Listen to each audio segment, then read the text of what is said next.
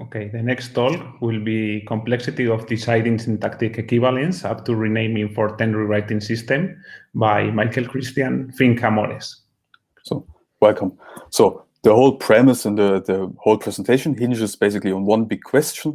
So, given two TSs, R1 and R2, are they both the same or not? So, this is the big question I want to answer, and going out from this big question, we try to answer two smaller questions of what does the same mean, what is sameness in this sense, and what is the complexity of deciding the same. And to further motivate our two questions with some exemplary applications, so where we can use the sameness, well, for example, to avoid duplicates in benchmark databases, or, for example, to identify duplicated code when modeling programs or functions at term rewriting systems. So we started with some motivation, and we will follow with some motivation. Then we try to answer the first question, a systematic classification of syntactic equivalence for term rewriting systems, and we call them TRS isomorphisms.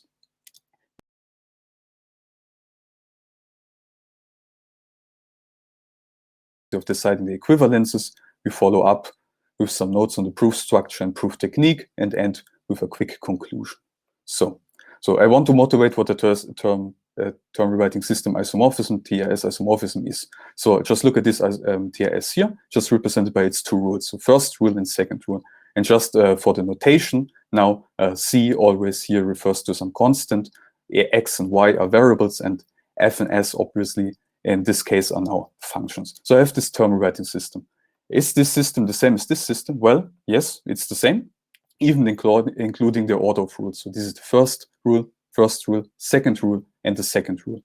So what about this system? Well, it's also the same, just we need to rearrange the order. So the first rule here is the second rule here, and the second rule here is the first rule here. So they're both the same.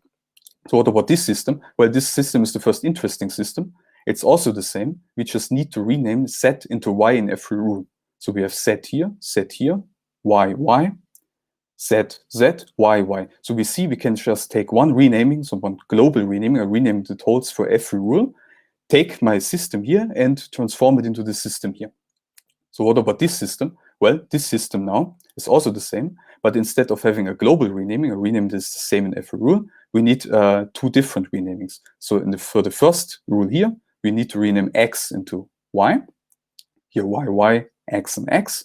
And for the second, we need to rename Z into Y. So Z into Y. So we see X here stays the same in the second rule, but in first rule, it is renamed into Y. So what about this system? Well, what we did before was renaming variables. Of course, we can also rename functions in our systems. Just look at this system here. It's also the same. We just need to rename G into F in every rule. So again, some kind of global renaming. So what about this system? This system is a combination of everything we had before. Just looking at this, we just need to rename G into F in the first, here, G, F. And in the second, we need to rename H into F, and Z, additionally, Z into X. So we see it's a combination of both. We have some variable renames, we have some function renamings, and we have a different renaming in every rule. So what about this system? Well, this system is completely different. What is the problem with this system here? Just look at the first rule here. So obviously this rule here has to do with this rule here, and this rule here with this rule here. So what about this first rule? Well, the first argument here is a variable, the second is a constant. So the first here is a constant, and the second is a variable. So this is a problem. The same with this system here, this rule here. So the first argument a variable, the second some unary function in some variable, and here it's exactly the other way around. So there's no way that we can take this system, rename functions into functions, variables into variables, and arrive at this system. So syntactically, they're not the same because they have an inherently different structure. So so this is the thing. But they're the same if we interpret this system as recursive definition of additional natural numbers. So we just look at this TRS again. So we take F is the addition, C is the constant 0, and S is the successor function. So the first rule tells me, all right, 0 plus something is something, and X plus 1 plus Y is the same as X plus Y plus 1. And we see this is exactly the same, the system here, from a definition point of view, but instead of having the recursion in the first argument, we have the recursion in the second argument here. So semantically, they are the same. So what is the problem now? Well, in general, so semantic equivalence or functional equivalence is undecidable, so we can't take our two algorithms and decide whether they are the same or not with a computer. But instead, we discuss syntactic equivalence instead, and this is decidable. Yeah, we have a finite system here, we have a finite system here, finitely many symbols here, finitely many symbols here, and we just need to rename them. So this is everything is finite, or everything is possible. All right. So now I'm interested in equivalence of TSs up to renaming of functions and variables respectively. So what does this mean? We can rename functions to variables. We saw this in our examples before. Well, not at all. This is called invariant. We can rename them the same in every rule. This is called global. We can rename them on a per rule basis, and this is called local.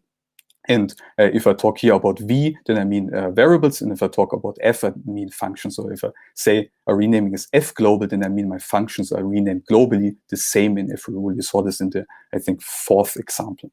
For example.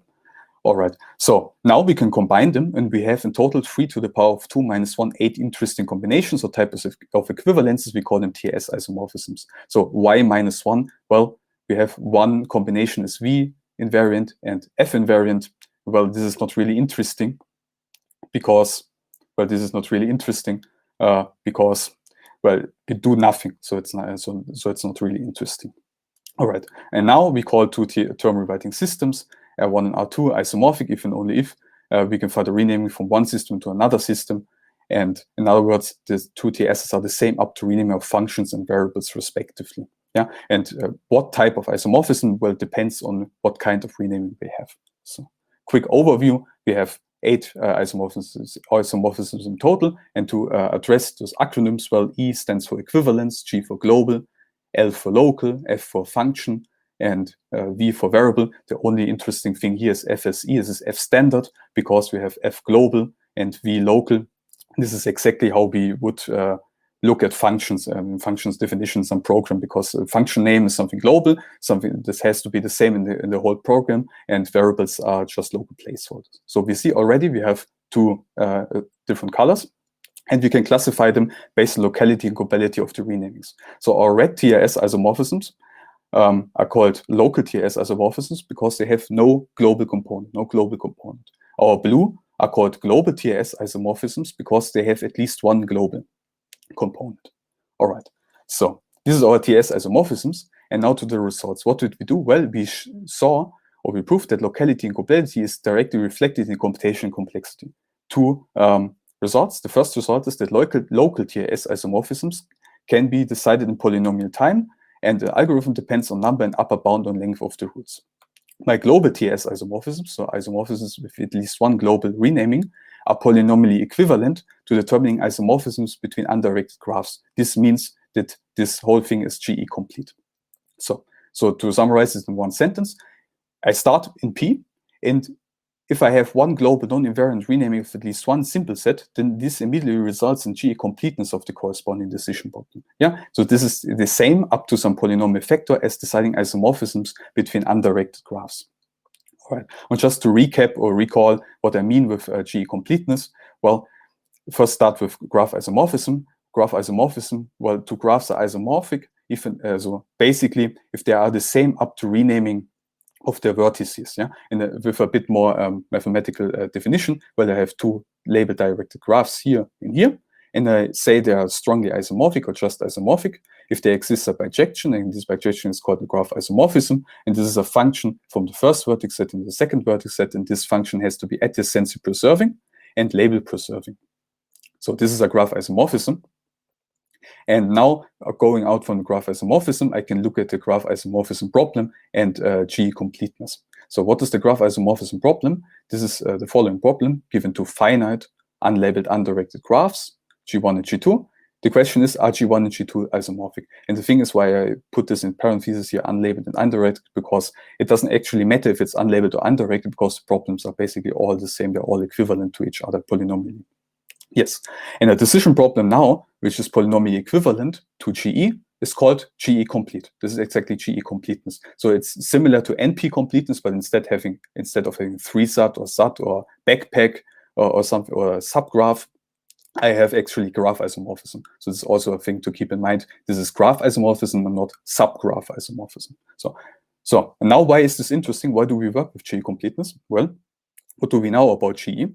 So important thing I want to note here. I say G is the problem, but G is also a complexity class, also the class of problems that can be reduced to the graph isomorphism problem polynomially. So this is the class G.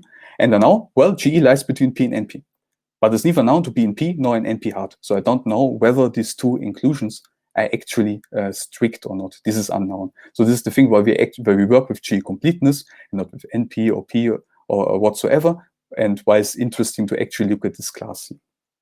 All right. So, and now this is the most interesting thing. A lot of other isomorphism problems on finite structures, for example, context-free grammars or regular grammars, are actually GE complete. In other words, they're polynomially equivalent to determining global TS isomorphisms. So I have my problems here. My other isomorphism problems on finite structures, they are polynomially equivalent to GE. G is polynomially equivalent to TS isomorphism. So I have a chain of polynomial reductions. So if I find a solution now to global TS isomorphisms to determining them, then I can solve my other problems. So this is why it's so interesting to show that this is actually GE complete, because then I can solve other problems solving this problem, yeah? And it could be, for example, that some algorithms can work good with TS isomorphisms in the future, for example, or now, and they can then be used and with polynomial reduction to solve other isomorphism problems. And this is the important thing here about GE, because graph has some sort of universal thing. All right. All right. So now I want to look at the both results. The first result were local TS isomorphisms are in P, and to prove this, I used the template method. So what is the template method? Well, the goal is to introduce templates to capture the structure of rules, and these templates can be depend on functions or variables, or both. So what do I do?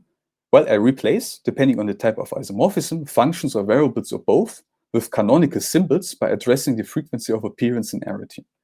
And this method is also used for structural isomorphisms on context-free grammars and involves canonical renaming of terminals and non-terminals in grammar rules. So what I do with templates is I take my functions and variables and replace them with canonical symbols. Well, and this same thing also worked with context-free grammars, and instead of functions and variables, I had terminals and non-terminals. But the thing is exactly the same. So how does this work? Well, this is best explained by just looking at these two templates. And what is the V template? Well, I need to rename my variables in some canonical way. I can do this the following way. So I rename the ith distinct variable x into xi. So if I look at this rule, for example, here, I see x is my first distinct variable. It's renamed into x1. Y is the second distinct variable. It's renamed into x2. And x here stays x1. So this is the V template. So I do this, and this can be generalized for arbitrary rules. So what about the F template? I need to rename my functions in some canonical way. And this works almost the same. So, and well, it works almost the same, and I need also to here address the arity of my function. So I rename the ith distinct j-array function f into fig. So look, for example, at this rule again this rule. I look at f. So did I find f yet? No. So what arity does f have? Well, 2, it's a binary function, and it's the first binary function, so it's called f12. What about g? G is the first unary function, so it's called f11. What about h? Well, h is the second unary function, so it's called f21. So this is exactly, and well, I can do this again for arbitrary functions. And this is the V template, this is the F template, and the template in general is just a combination of both. So if I take the V template of the F template or the F template of the V template, then this is already my template. And this not only renames variables canonically or functions canonically, it renames functions and variables canonically. So how can I use this template method to show the local TS isomorphisms are in P? Well, by set comparison. So first, I compute my templates of all rules via linear scanning. This can be done in polynomial time. It depends on number of rules and an upper bound on the length. So, and now, determining any local TS isomorphism just reduces to simple set comparison of the appropriate template sets. It's nothing else than string comparison. So, computing these templates can be done in polynomial time. Comparing the template sets is nothing else than comparing strings or sets of strings. It can also be done in polynomial time. So everything can be done in polynomial time. And now, well, two-term rewriting systems are locally isomorphic if and only if they have the same templates. And what type of isomorphism depends on the type of templates. So for a quick example, to illustrate my point, I look at the following two systems, and they are based on these two rules. So I have this rule, these two rules here, and these two rules here. So, and it turns out they have the same F template. Yeah, they have the same canonical renaming of functions. Yeah, I look at this rule here. So I have the first binary function, I have the second binary function, I have again the second binary function. I have the first binary function, I have the second binary function here. So, and this is exactly the same, yeah? And I see they have the same template, the same F template, so they are F locally isomorphic. Yeah, and I can look it up, and well, it's true, because, well, F can be renamed into P, H into Q, and then I'm done for this rule here. And in this case here, I take H, rename it into P, F into Q, and this also works. And this is not a global renaming, well, because here P is renamed into F, and P here is renamed into H. So there is no global rename. There is no renaming that works for F rules. So it's not F global, but it's only F locally isomorphic. All right. So for the second result, so for global TS isomorphisms are GE complete, we did the following. We proved this by a series of polynomial reductions. So we have here our problems here, and we identify our acronyms, our equivalences, our isomorphisms. We identify them with the corresponding decision problem. So the decision problem here would be the decision problem of determining whether two-term rewriting system are F globally equivalent to F globally isomorphic. So, and now as arrow here just means that there's a polynomial reduction from this problem to this problem. So this arrow here indicates that we found some polynomial reduction from the problem GFE to GE, from F global isomorphism to graph isomorphism. Yeah, and because of time restraints and so forth and so on, I just want to present two reductions here. So the first would be from GFE to GE, and the second would be from GE to FSE. All right, so this is the first one here, the blue one, from GFE to GE. So I want to reduce F global isomorphism to graph isomorphism. So I need to find a way to encode my term rewriting system into a graph. And this can be done pretty easily in a canonical way. So first of all, I encode a single rule as an order tree of respective labels. This order tree has to be directed. And now the graph representation of my term rewriting system R is nothing else than the forest of those ordered rule trees. And this can be done by polynomial time, just by scanning over my rules. And this would look like something like this. So I have an example here. I had this rule set before in the example before. This is my TRS. R is based on this symbol set and on this rule set here. And well, this is how the term trees would look like. Yeah, here T just the root label T just means that this is a rule. So this is the first rule. This represents the second rule. And I see, for example, here the left side is here on the left side of my tree labeled with 2. So now this is the left side, this is the first side, this is the left side, this is the right side, because I have 1 and 2. And I now here, this represents h of x, y, and not h of y, x, because the first argument is x and the second argument is y. This is important. This is why we use ordered trees and not just trees or just unlabeled trees, because we need the weights, we need the numbering on our trees. So this is the first step. So we have these trees. And now we prepare our trees a bit further. So now we introduce for each function a fresh F-labeled vertex, and then encode the original function label with a pointer to this corresponding F vertex. This can also be done again in polynomial time. All right. So this is my graph. So this is how the graph would look like. So this was my first tree. This was my second tree, and I see here originally I had label H, and here I had label F and F. So instead of having my function labels, I have only 0 labels. And the fact that here, and here I had H, I can encode by just pointing to the vertex that represents H. So this vertex here represents H, and every vertex that had initially label H now points to this vertex here representing H. The same with F here. This vertex initially had label F, and now they point here into the vertex that represents F. Yeah, and this can be done by polynomial time. I have my tree here, and can, for example, breadth first or depth first search and just go through my whole tree, purge all labels, delete all labels, and just introduce here these pointers. So, and now it turns out I can instruct the structure, the following structure. So this is why I did this. I can instruct the following structure here. So instead of names, I just have placeholders here. I have white box and black box, and they are distinct global placeholders for my functions. And the only information I have is that here's something, and here's something that has to be the same, and here's something that has to be the same, but it's different from here and here. So I purged, I deleted all the functions, but I kept the variables. And it turns out that now two graphs are two-term rewriting systems are F globally isomorphic if and only if the so-constructed graphs are strongly isomorphic or just isomorphic. And this is already equivalent to GE because isomorphism on labeled direct graphs is also GE complete. So this is sufficient. So for the second encoding, here I want to go from GE to FSE to F standard isomorphism. So F global and variables locally renamed. So what do I want to do? First, I need to encode my graph into a term rewriting system. So how can this be done? Well, first of all, determining isomorphisms between directed graphs is also GE complete. It's just a special case of labeled directed graphs. So I have my graph here. And for the first step, I number my vertices here. V1, V2, V3, V4, and V5. So for the next step now, I encode my graph into a TRS with only unary functions, one constant and one variable. And this can be done the following way. Some h, vi, vh. I recall I labeled, I ordered my vertices. So each h, vi, vh can be represented by the rule fi of fh of x to z.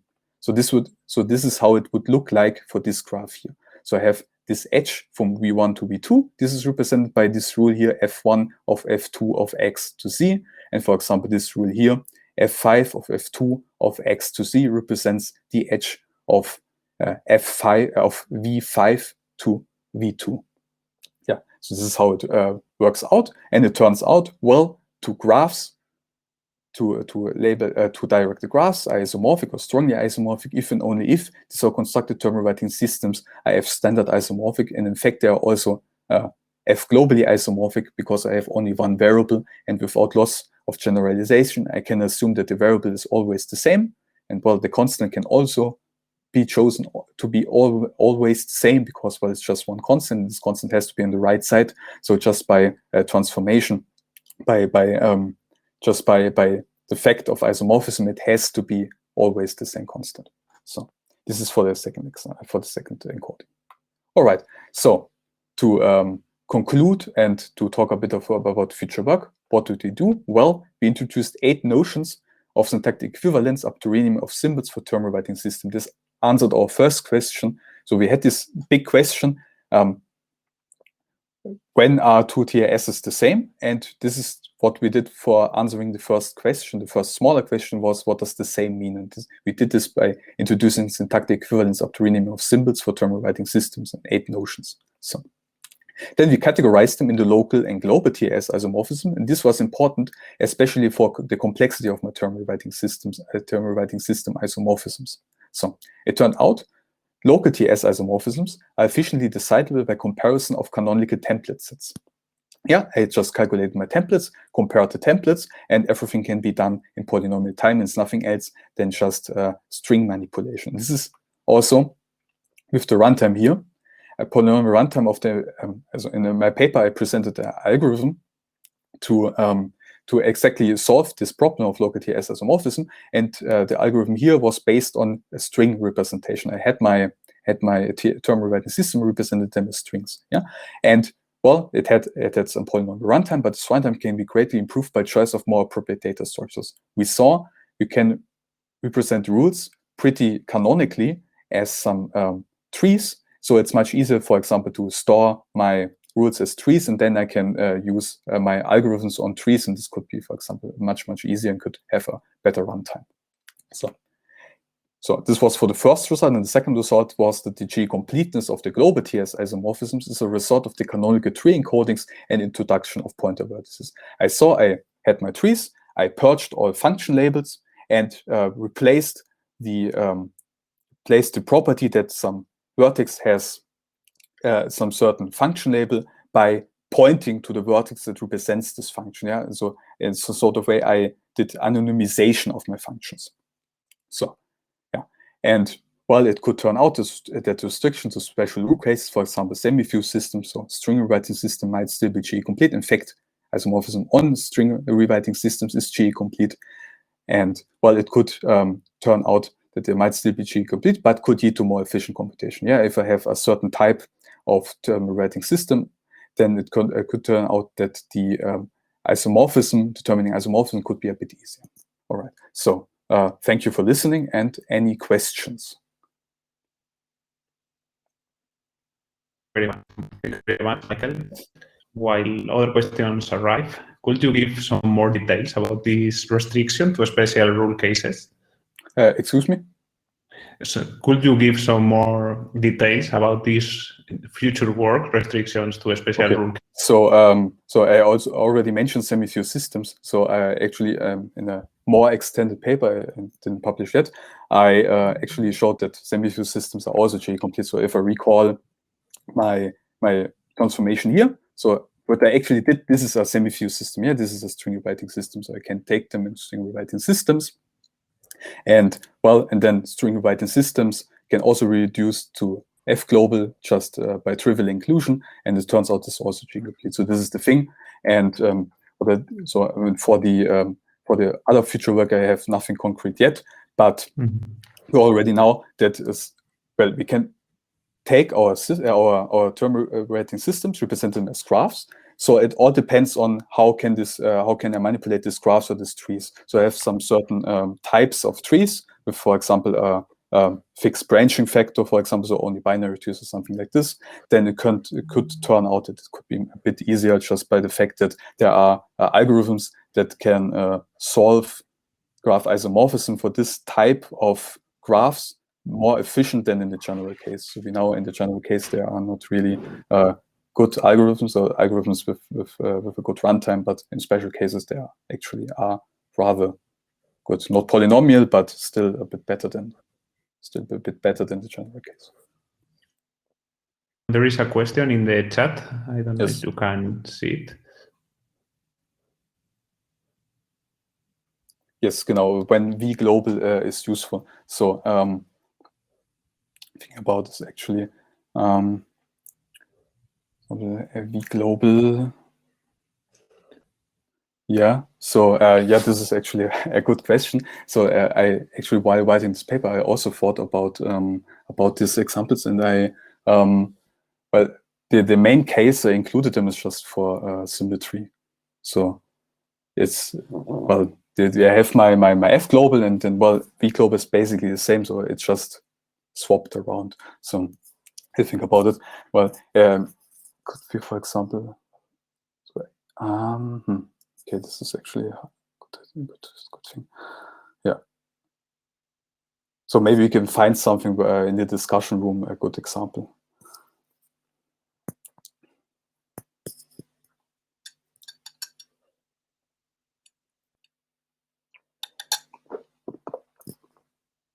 Okay.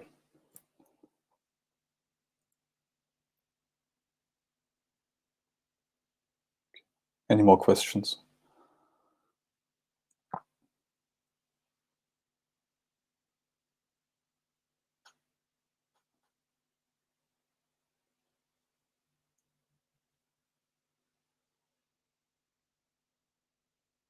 So this is a good question. I will think about a bit about practical application and a few examples for V global and F local.